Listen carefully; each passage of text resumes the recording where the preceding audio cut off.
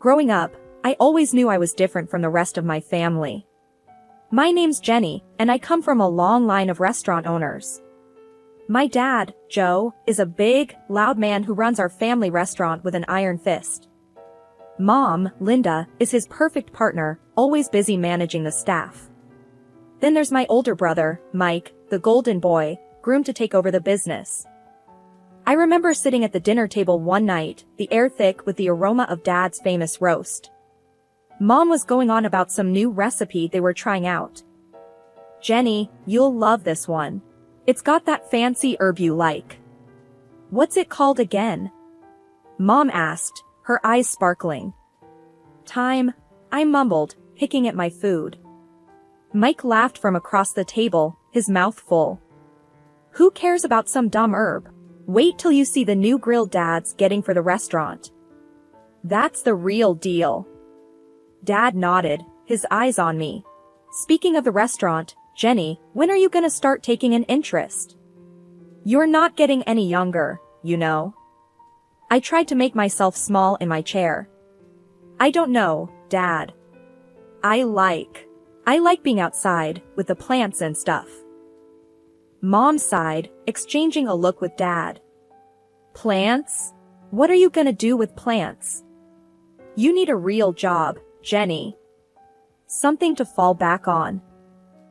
I remember feeling a knot in my stomach. It was the same conversation every time. No one in my family got it.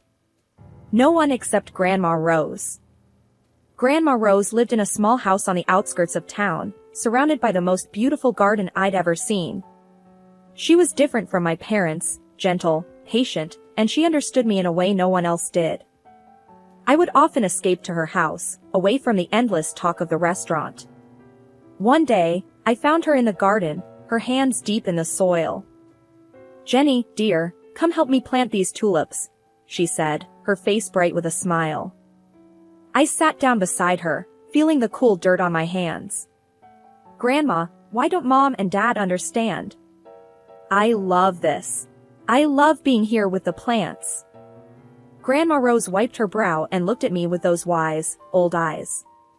"Your parents just want what's best for you, Jenny. But they don't see the world the same way we do. There's magic in these plants, in the earth. It's okay to be different." I clung to Grandma Rose's words, even as the pressure from my family grew.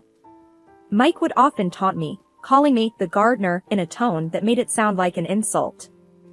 "Hey, gardener, you gonna plant some lettuce for tonight's salad?" he'd jeer, his friends laughing behind him. I'd just roll my eyes and walk away. I knew they didn't get it. They didn't see the beauty in a single leaf, the peace in a morning dew. But I did. And in those moments, with my hands in the soil, I felt like I was where I belonged. High school graduation was like standing at a crossroads, and I, Jenny, was about to take the road less traveled by my family. The house was buzzing with excitement over Mike's plans to join Dad at the restaurant.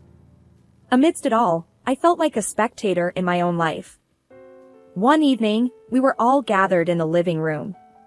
Dad was going on about expanding the restaurant, his eyes gleaming with ambition. "Mike, you're going to be right at the heart of this," he said, clapping my brother on the back. Mike puffed up like a proud rooster. "Yeah, I've got some ideas already, Dad. We're gonna make this place huge." I sat there, fiddling with a loose thread on the couch, feeling invisible. Mom turned to me, her voice sharp like she was waking me up from a daydream. "And what about you, Jenny? Ready to step up? You can handle the front desk, learn the ropes." I took a deep breath. It was now or never. "Actually, I'm not going to work at the restaurant. I'm going to study landscape design," I said, my voice barely above a whisper. The room went silent.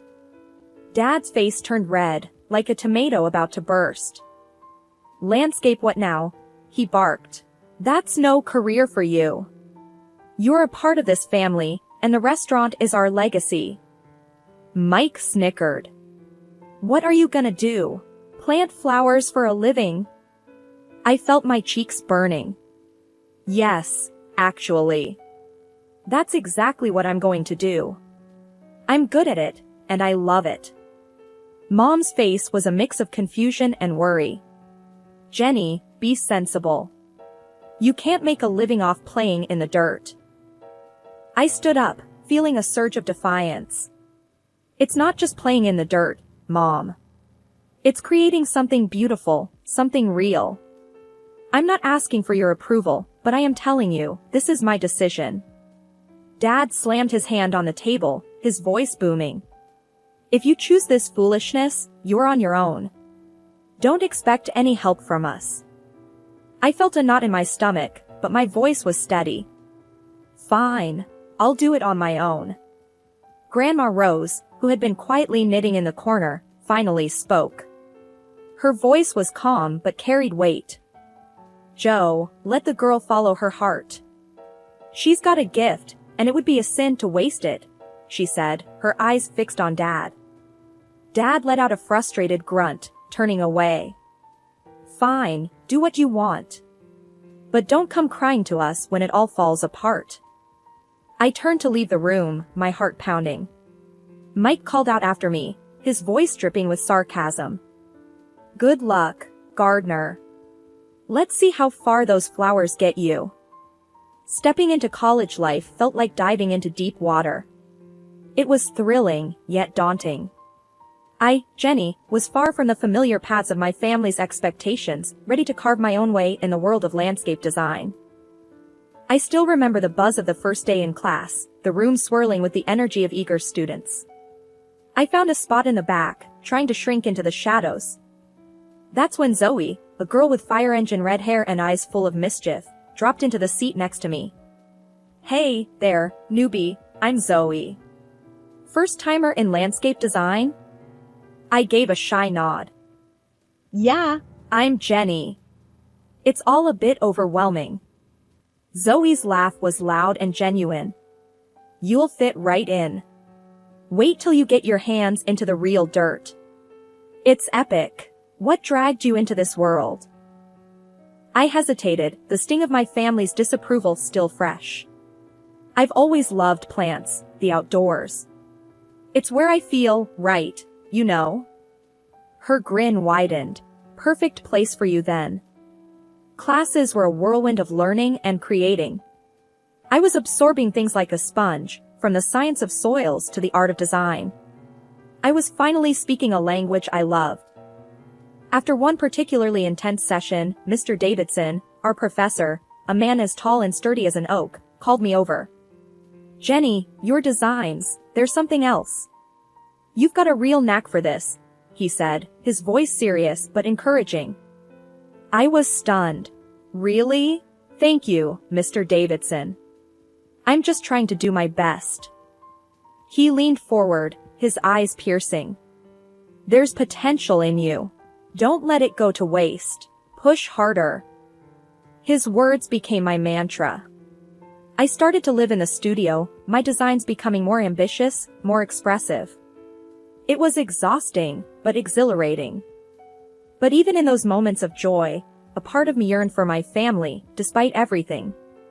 One quiet evening, I gathered the courage to call home. The phone rang, each tone heavy with anticipation. Finally, Mom's voice came through, sharp like a knife's edge. What do you want, Jenny? Her tone stung, but I pushed on. I just wanted to check in, see how everyone is. She snorted, her voice dripping with scorn. Oh, now you care? After running off to play in the dirt, abandoning your own family. I clenched my teeth, fighting to keep my voice steady. I didn't abandon anyone, Mom. I just chose a different path. Her laugh was bitter. A dead-end path, you mean? Don't expect us to be here waiting when it all crumbles around you. The call ended soon after, leaving a sour taste in my mouth. But it also fueled a fire in me. I dove back into my work with a new intensity, determined to prove not just to my family, but to myself, that I was on the right path. Life has a way of throwing curveballs, and mine came in the form of a phone call during my final year of college. It was Aunt Clara, my mom's sister, her voice shaky and strained. "Jenny, it's about your Grandma Rose. She passed away last night," Aunt Clara said, her voice cracking with emotion. I felt the ground slip away beneath me. Grandma Rose had been my rock, the one person who believed in my dreams. Losing her felt like losing a part of myself. The funeral was a somber affair. My family was there, all stiff and formal. Dad, Mom, and Mike looked like strangers to me. After the service, I overheard Mom talking to Aunt Clara. "I still can't believe she left that house to Jenny. What's she going to do with it? She can barely take care of herself," Mom said, her voice dripping with disapproval. I felt a surge of anger but bit my tongue. I didn't want a confrontation, not there, not then. The will reading was a few days later. Grandma Rose had left me her house, the beautiful garden haven where I had spent countless hours. My family was shocked, their whispers sharp as thorns. "Why would she leave it to Jenny? She's never around anyway," Mike muttered under his breath. Dad's face was like thunder. "This is ridiculous. That house could have been sold, put money into the restaurant." I stood up, my voice steady but firm. Grandma knew I loved that house, that garden. It was where we spent so much time together. I'm going to keep it, just as she wanted. Mom's response was cold and harsh. "So, you're just going to live there alone, playing in the dirt? What a waste." Their words stung, but I had made up my mind. I moved into Grandma's house, immersing myself in the garden she had loved so dearly. I started renovating the place, pouring my heart into every plant, every flower bed. As the months passed, I transformed Grandma's garden into something truly special. It became my sanctuary, a place where I could be myself, away from the judgment and expectations of my family. The day the invitation to Mike's wedding arrived at my doorstep was a day of mixed feelings. It was a fancy piece of paper, golden letters against a white background, representing a part of my life I had left behind. Staring at it, I felt a storm of emotions churn inside me. I decided to go, but on my terms. I dressed in a way that felt true to me, elegant but simple, a far cry from the dirt-stained clothes they remembered. Entering the restaurant, the sights and sounds of my past life engulfed me. I spotted my family across the room. Mom, Dad, and Mike, all decked out, looking like a picture-perfect family. I braced myself and walked over. "Jenny? I didn't think you'd accept the invitation." Mom's voice was sharp, cutting through the noise. "I came to see Mike get married." "It's a family event, isn't it?"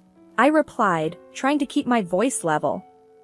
Mike glanced at me, his smirk familiar and unwelcome. "What's the matter?" Ran out of bushes to trim. Decided to play dress up for a change? I felt a familiar sting, but I brushed it off. "I'm just here to wish you well, Mike." It was then that his bride, a tall woman with a haughty look, chimed in. "Oh, this is the infamous Gardner sister? Did you manage to scrub the dirt from under your nails, dear, or is that your natural look?" Her words, sharp and mocking, hung in the air. I clenched my jaw, refusing to let her see how deep they cut. "I clean up just fine, thanks for asking."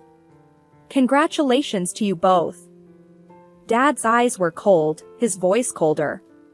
"Your being here doesn't erase the past, Jenny. You chose your path." Their words were like thorns, but I had grown a thick skin. "I'm not here to rehash old arguments. Just wanted to wish Mike a happy married life." I was quickly ushered to a small table in the corner, away from the family. Sitting there, I could feel the curious stares and hushed whispers. "That's the gardener," they whispered, "the black sheep of the family." But as I sat there, a sense of pride welled up in me. Yes, I was the gardener, the one who had dared to follow her own path. I was no longer the shy, unsure girl they remembered, but a woman who had found her strength, who had bloomed in spite of them. My discomfort only grew as the evening stretched on. Sipping my drink, I tried to make myself invisible, but that plan fell apart when I caught the eye of some guys I knew from childhood, Mike's friends, the same ones who used to join him in mocking me. "Look who's here, the family's little dirt digger," one of them, Jake, jeered as they approached, a sneer plastered on his face. I took a deep breath, steeling myself. "Actually, it's landscape designer. But I wouldn't expect you to understand the difference." Their laughter was harsh, grating. "Oh, listen to her, thinks she's all high and mighty now." Chris, another one, added with a scoff. I bit back a sharp retort, my hands clenching under the table. "I've worked hard for my success. My job is more than just playing in the dirt." Their amusement was cut short when an elderly man at the next table interjected. He'd been listening, his expression growing increasingly disapproving. "I've seen this young lady's work. The new park downtown, that's hers. It's outstanding. Shows what you know." The group was visibly taken aback, their smugness faltering. Muttering under their breath, they slunk away, their egos bruised. Emboldened, I decided to venture out from my safe corner, mingling through the crowd, dodging glances and whispers. That's when I overheard Mike, speaking to a group of his friends. "She's always been the odd one, more into her plants than real work," Mike said, his voice laced with a mix of amusement and disdain.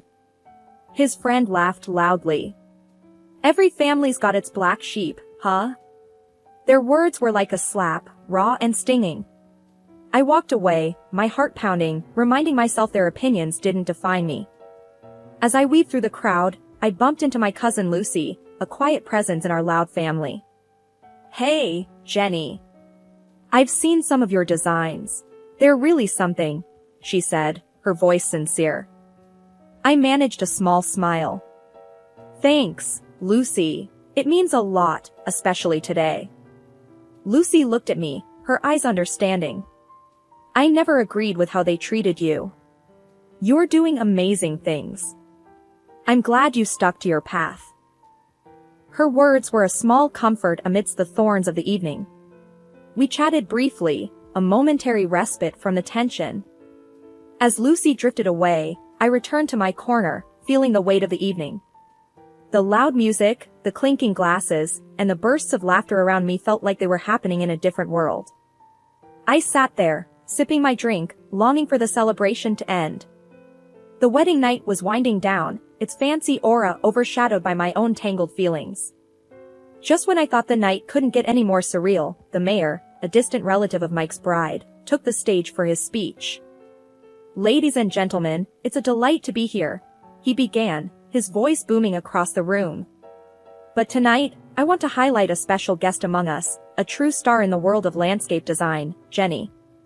Hearing my name, I almost choked on my drink. I stood up hesitantly, feeling like a deer caught in headlights. The mayor beamed at me.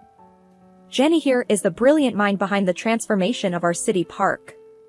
She's a celebrated landscape designer who's won multiple awards for her incredible work. Let's give her the recognition she deserves." The room erupted into applause, a sound that felt foreign to me. I glanced at my family's table and saw them, their faces a mix of shock and embarrassment. Mike's bride leaned towards him, her voice dripping with disbelief. "Is he talking about your sister, the gardener?" Mike mumbled something, looking like he wished the floor would swallow him up. The mayor's praise continued. "Jenny's work has revitalized our city. She's a true talent." Amidst the clapping, I felt a surge of confidence.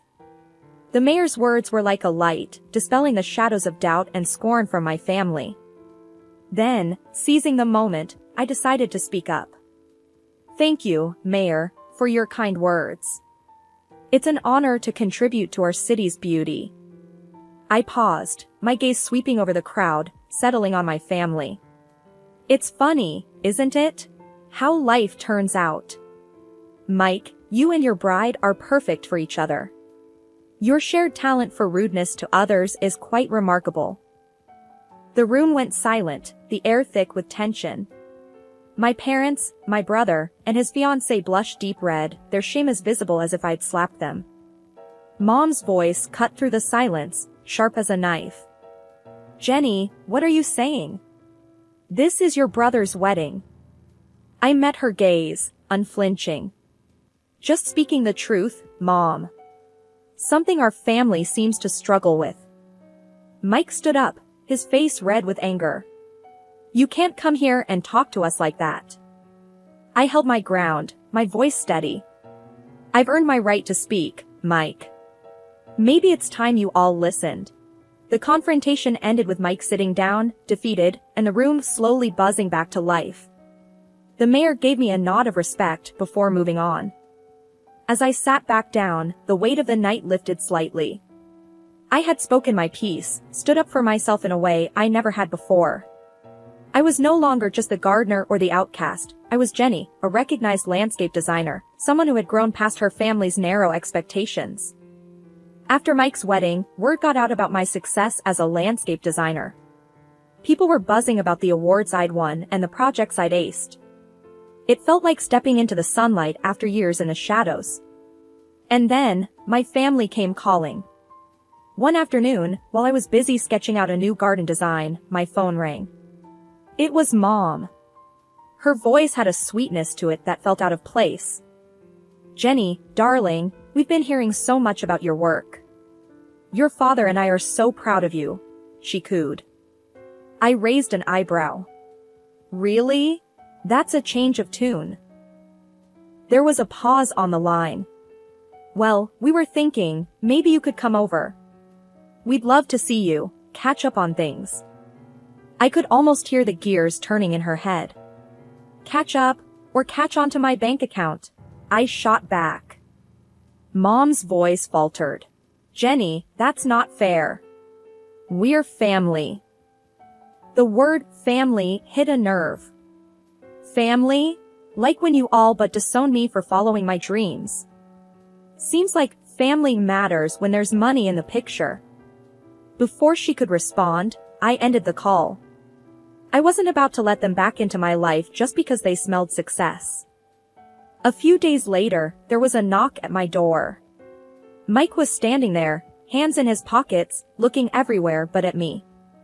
Hey, Jenny, can we talk? He mumbled. I crossed my arms. This should be good. What do you want, Mike? He shifted uncomfortably. Look, I know we haven't been great. But you're doing well, and I was wondering if you could, help me out a bit. I couldn't believe what I was hearing. Help you out? After years of calling me the gardener and laughing at my ambitions. Mike's face reddened. I didn't mean it like that. It's just that things are tough, and I cut him off. Save it, Mike. I'm not your ATM. You and the family made it clear how you felt about me. You can't just waltz back into my life when it's convenient. He opened his mouth to argue, but I stopped him. No, Mike. You made your bed. Now lie in it. After he left, I sat in my garden, surrounded by the beauty I had created. My phone rang a few more times over the next week, more attempts at reconciliation from my family, but I didn't answer. I was done with their fair-weather affection. I had built a life for myself, one that didn't need their validation or their greed. I was thriving in my own right, and that was all that mattered. They had chosen their path, and I had chosen mine. As I looked around at the plants and flowers that were a testament to my hard work and passion, I realized I had everything I needed right here. I was happy, successful, and free from the toxic ties that had once bound me. This wasn't just the end of a chapter, it was the beginning of a whole new book. My book. And I was going to make sure it was a bestseller, written on my own terms, in my own style. The new growth in my life was just starting, and I was ready for whatever came next.